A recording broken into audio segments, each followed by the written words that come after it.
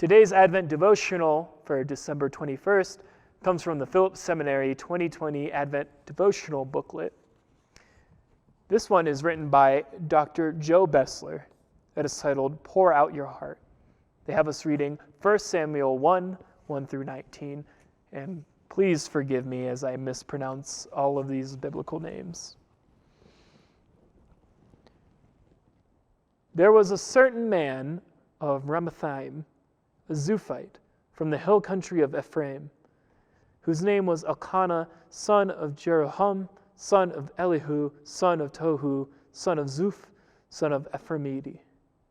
He had two wives. The name of one was Hannah, and the name of the other was Peninnah. Peninnah had children, but Hannah had no children. Now this man used to go up year by year from his town to worship and to sacrifice to the Lord of hosts at Shiloh, where the two sons of Eli, Hophni and Phinehas, were priests of the Lord.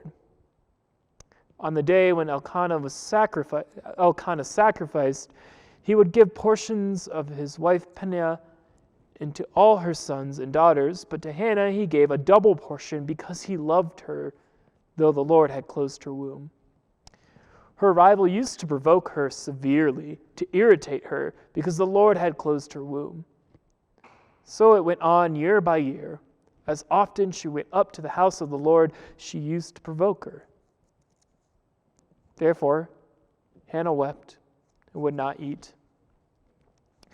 Her husband Elkanah said to her, Hannah, why do you weep? Why do you not eat? Why is your heart sad? Am I not more to you than 10 sons? After they had eaten and drunk at Shiloh, Hannah rose and presented herself before the Lord. Now Eli the priest was sitting on the seat beside the doorpost of the temple of the Lord.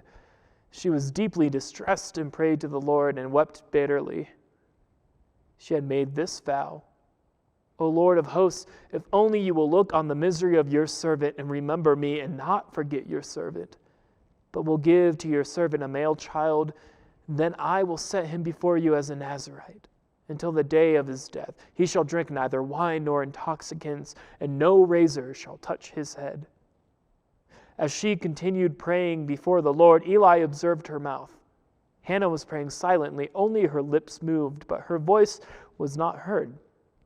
Therefore Eli thought she was drunk. So Eli said to her, How long will you make a drunken spectacle of yourself? Put away your wine. But Hannah answered, No, my Lord, I am a woman deeply troubled.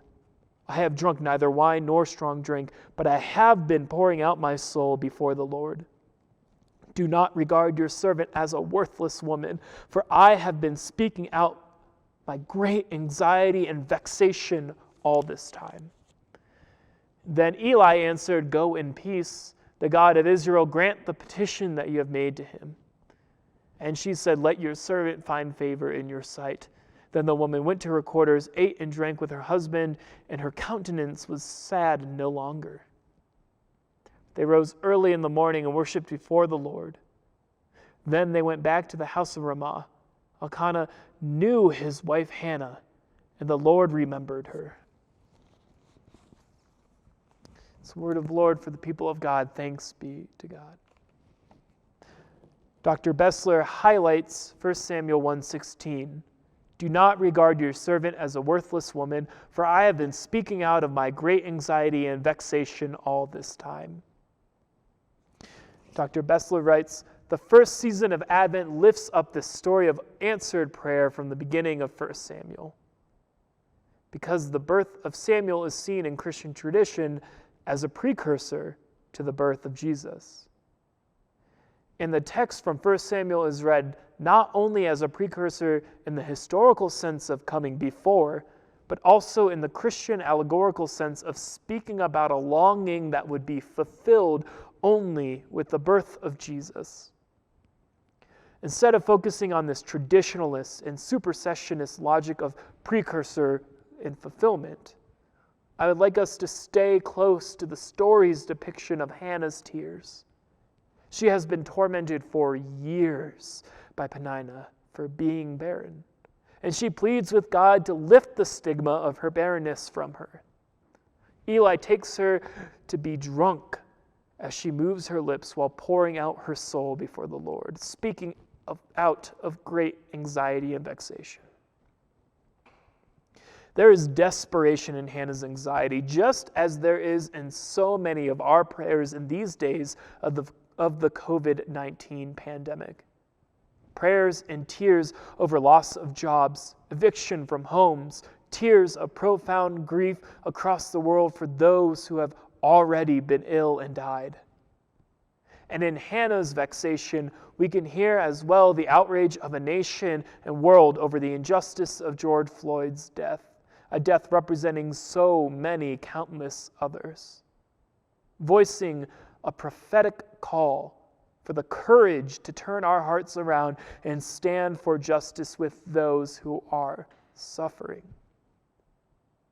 With Hannah, let us pour out our hearts this Advent, longing for newness of life and for the mystery of God to draw near to us. Thank you, Dr. Bessler.